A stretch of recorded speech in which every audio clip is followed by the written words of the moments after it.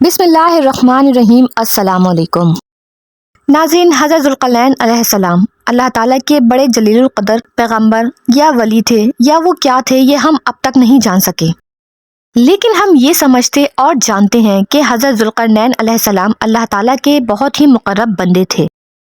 इनका क्या मकाम था वो शायद हम ना जान सके, लेकिन इन्होंने जो कुछ भी किया, क्या वो आम इंसान के बस की बात है?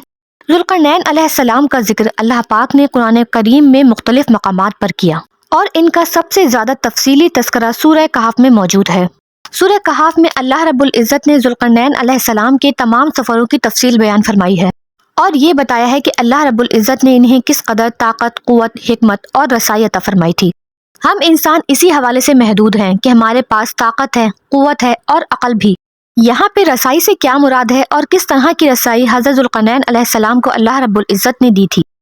नाज़रीन, इस बारे में मुख्तलिफ राय हैं कि हज़रत ज़ुल्क़रनैन अलैहिस्सलाम आम ज़मीनी इंसान थे, या वो अल्लाह रब्बुल इज़्ज़त के किसी पोशीदा दुनिया से भेजे हुए एक ताकतवर इंसान थे जिनकी रसाई की कोई हद ना थी। मौजूदा तहक़ीक़ात से ये मालूम होता है कि हज़रत ज़ुल्क़रनैन अलैहिस्सलाम इस ज़मीनी दुनिया के बाशिंदे नहीं थे, और इनके तमाम सफ़र जो कुरान करीम में इरशाद फरमाए गए हैं वो भी ज़मीनी सफ़र नहीं थे, बल्कि वो खलाई सफ़र थे। सैयदना ज़ुल्क़रनैन अलैहिस्सलाम को अल्लाह रब्बुल इज़्ज़त ने कुरान पाक में एक ताकतवर बादशाह और ताकतवर इंसान के रूप में पेश किया है।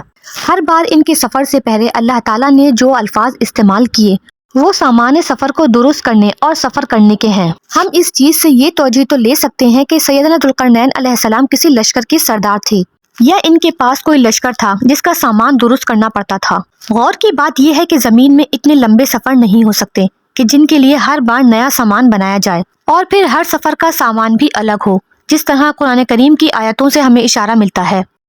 इस हवाले से मुख्तलिफ ताबईन और मुफस्सिरीन का इस बारे में इज्तिमा है कि ज़ुल्क़रनैन अलैहिस्सलाम ज़मीनी आदमी नहीं थे, बल्कि हम इनके वतन के बारे में भी नहीं जानते। अल्लाह ताला ने इसको पर्दे में रखा है और इसकी वजाहत नहीं की।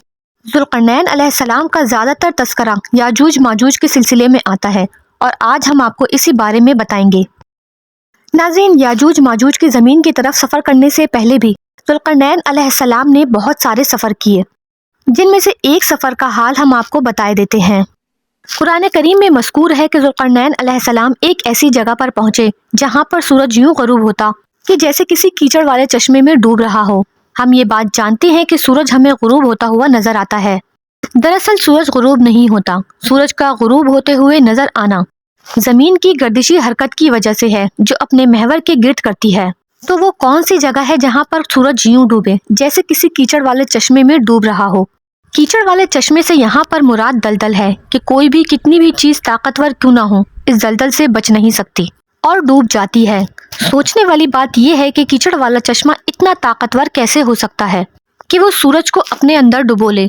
हम जानते हैं कि कायनात में मुख्तलिफ मकामात पर ब्लैक होल्स मौजूद हैं। ये ब्लैक होल्स दरअसल पुराने सैयारों की बाकियात हैं, जिनका मादा अपने आप में मुनहदिम हुआ, और इनकी ग्रेविटी इस कदर बढ़ गई कि इनकी पकड़ से कोई भी चीज बच नहीं सकती। हम ये भी जानते हैं कि जब कोई सितारा ब्लैक होल्स के नज़दीक से भी गुजरे तो ब्लैक होल्स उसके मादे को हड़प कर लेता है।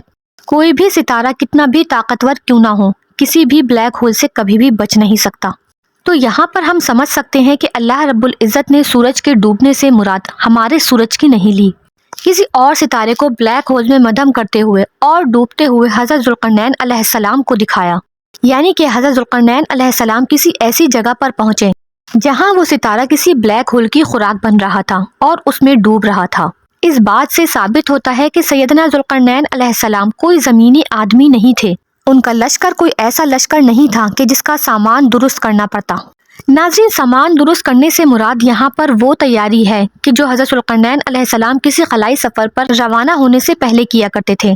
तुर्की में माहिरीन की एक टीम भी इस बात पर मुत्तफ़िक़ होती है कि कुरान करीम में बयान की गई हज़रत ज़ुल्क़रनैन अलैहिस्सलाम के सफ़रों की तफसील इस जानिब इशारा करती है कि उन्होंने ये सारे सफ़र हमारी कहकशा यानी मिल्की वे के अंदर ही किए हैं। साइंसदानों के मुताबिक हमारी मिल्की वे इतनी बड़ी है कि इसमें अरबों ऐसे सैयारे मौजूद हो सकते हैं कि जहाँ पे ज़िंदगी भी मौजूद हो। हमारी गैलेक्सी में तकरीबन 2 मिलियन यानी 2 अरब से भी ज़्यादा सितारे हैं। अगर हर सितारे के गिर्द 1 या 2 सितारे भी हों, ज़्यादा ना भी हों, तब भी हम समझ सकते हैं कि सैयारों की तादाद कितनी ज़्यादा होगी। اور ان میں سے ایسے سیارے جہاں پر زندگی موجود ہو سکتی ہے وہ کس قدر زیادہ سیارے ہوں گے۔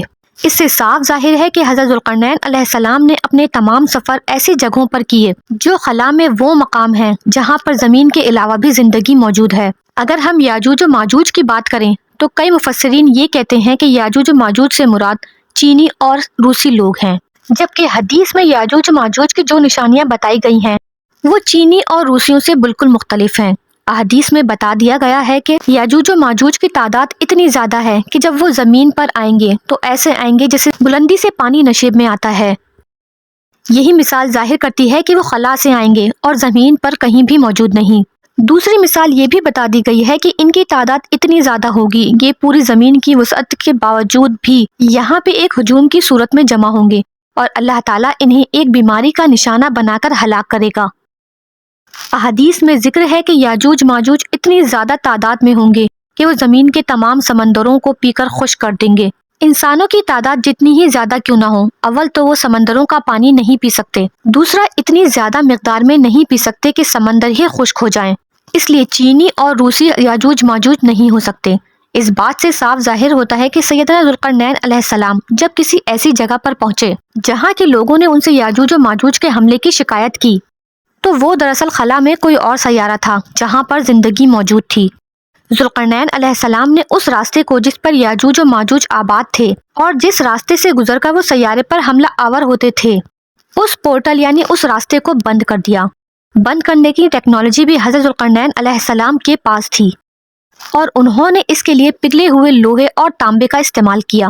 ہم جانتے ہیں کہ اکثر ستارے جب مرتے ہیں یعنی پگھلتے ہیں تو ان کے قلب میں یعنی مرکز میں بے تحاشا لوہا اور تانبا موجود ہوتا ہے۔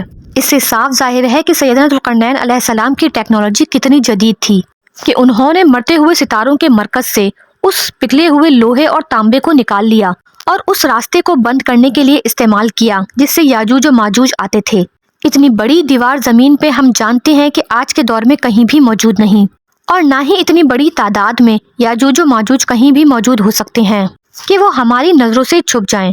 ناظرین، ان ساری نشانیوں سے صاف ظاہر ہے کہ یاجوج و ماجوج خلا میں آباد کوئی مخلوق ہیں جو زمین پر حملہ آور ہوگی، اور وہ اتنی بڑی تعداد میں ہوں گے کہ پوری زمین ان کی وجہ سے ڈھک جائے گی۔ پھر ان میں ایسی بیماری پھیلے گی جس سے وہ ہلاک ہوتے چلے جائیں گے۔ یہ اللہ کی جانب سے زمین کے باشندوں کے لیے آزمائش کا وقت ہوگا، اور اس وقت حضرت عیسیٰ علیہ السلام لوگوں کے درمیان موجود ہوں گے۔ وہ زمین پر رہنے والوں کو لے کر کوہ طور پر قلم بند ہو جائیں گے۔